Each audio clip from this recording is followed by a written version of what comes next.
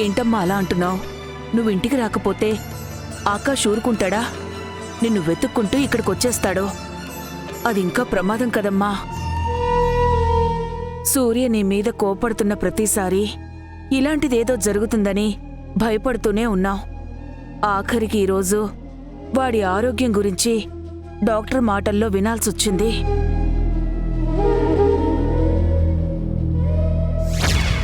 Akash phone చేశారు. అమ్మా సంజ, నువ్వు ఆకాష్తో మాట్లాడడం సూర్య విన్నాడంటావా? నా అనుమానం కూడా అదే నాన్న. ఆయనకి స్పృహ వచ్చినప్పటి నుండి చూసే చూపులు, మాట్లాడే మాటలు అన్నీ నా అనుమానం నిజమే అన్నట్టున్నాయి.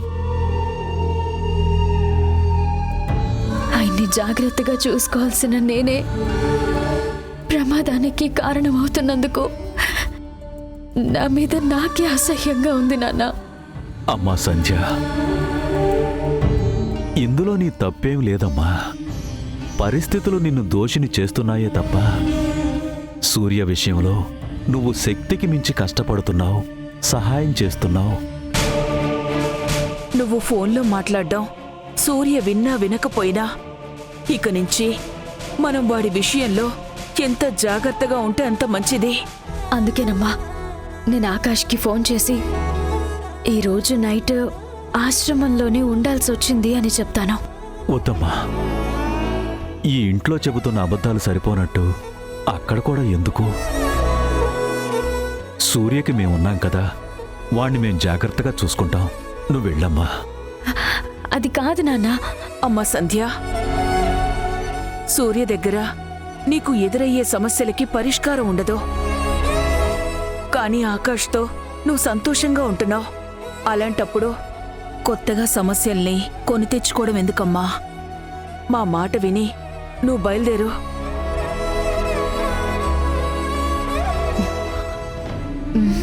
సరే అమ్మా, ఈ జ్యూస్ గ్లాస్ ఆయన గదిలో పెట్టి వెళ్తాను. అమ్మా సంజ, వాడు మెళుకువగా ఉంటే నువ్వు లోపలికి వెళ్ళొద్దమ్మా. సరే నాన్న.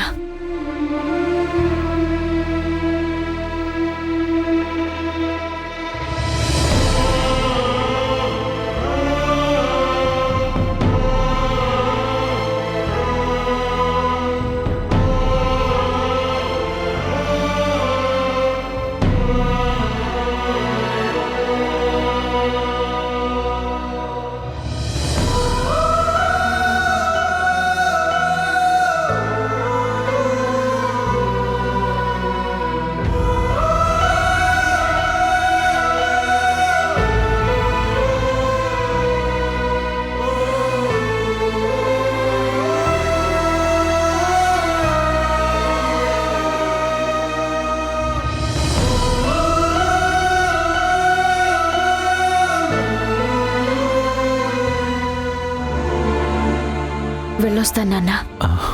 జాగ్రత్త అమ్మా. వస్తానమ్మా. అలాగేనమ్మా.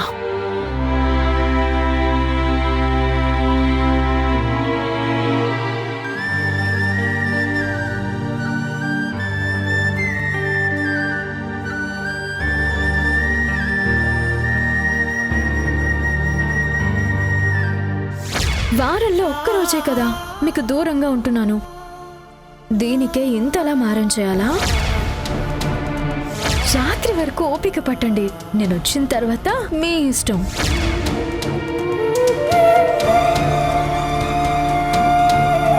సంధ్య, సంధ్య, సంధ్య, పద.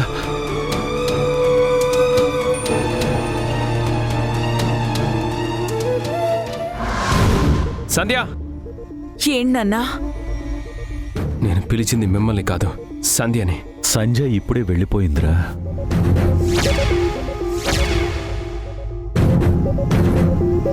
ఓహో, వెళ్ళిపోయిందా? అప్పుడే ఇంట్లో డ్యూటీ అయిపోయి నెక్స్ట్ షిఫ్ట్కి రెడీ అయిందా? అది కాదురా, రేపు తనకి ఆఫీస్ ఉంటుంది కదా. అవునవును, ఆఫీస్. మేడం గారు చేసేది చాలా పెద్ద ఉద్యోగం కదా. వెళ్ళకపోతే ఊరుకుంటారా? ఫోన్ల మీద ఫోన్లు చేసి టెన్షన్లు పెడుతూనే ఉంటారు కదా. ఆవిడ గారు వస్తానని మాటిచ్చి కూడా వెళ్లకుండా ఉండగలదా? వద్దు సూర్య, నువ్విలా కోపంగా ఆవేశంగా మాట్లాడకూడదని డాక్టర్ గారు మరీ మరీ చెప్పారా. ఒంటికి వైద్యం చేసే డాక్టర్ గారికి మనసులో ఉండే ఫీలింగ్స్ అసలు అర్థం కావు నాన్న. ఈ ఎమోషన్ని కంట్రోల్ చేయడం ఎవరి వల్ల కాదు. అది కాదు సూర్య. నానా, నన్ను కాసేపు ఒంటరిగా వదిలేయండి ప్లీజ్. వెళ్ళండి. నాన్నా, కనీసం ఈ జ్యూస్ అయినా తాగరా. సంధ్య ఇక్కడ పెట్టి చాలాసేపు అయింది. తీసుకో నాన్నా.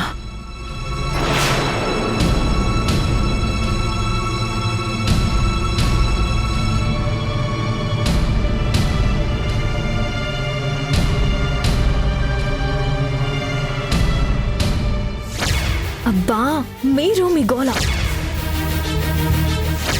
ఎప్పుడు ఇదే ధ్యాస మీకు. రాత్రి వరకు ఓపిక పట్టండి, నేను వచ్చిన తర్వాత మీ ఇష్టం.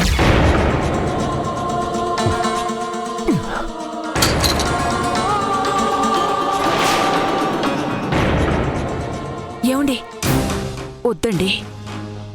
వాడు చాలా కోపంలో ఉన్నాడు. ఇప్పుడు మనం వెళ్ళి ఏం మాట్లాడినా ఆ కోపం పెరుగుతుందే తప్ప తగ్గదు.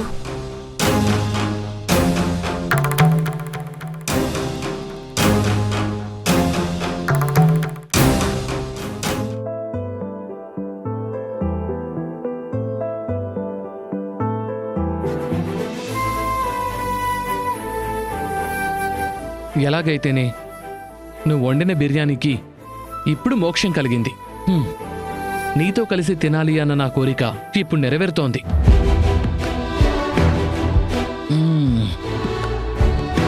ఇంత టేస్ట్గా కుక్ చేసిన నీ చేతులకి సన్మానం చేయాలి సంధ్య.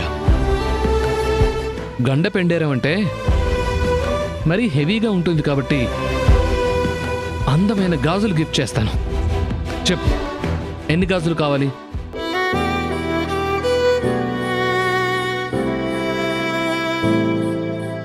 సంధ్య,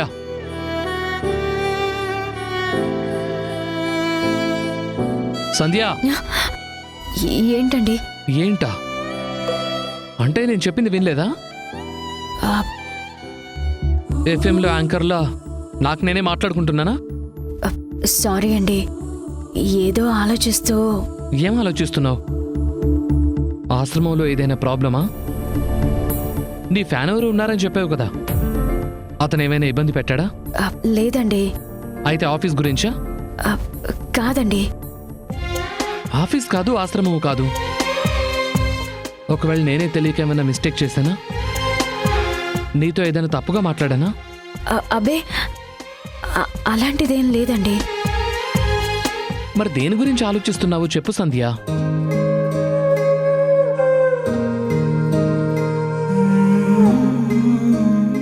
చెప్పరా, చెప్పు.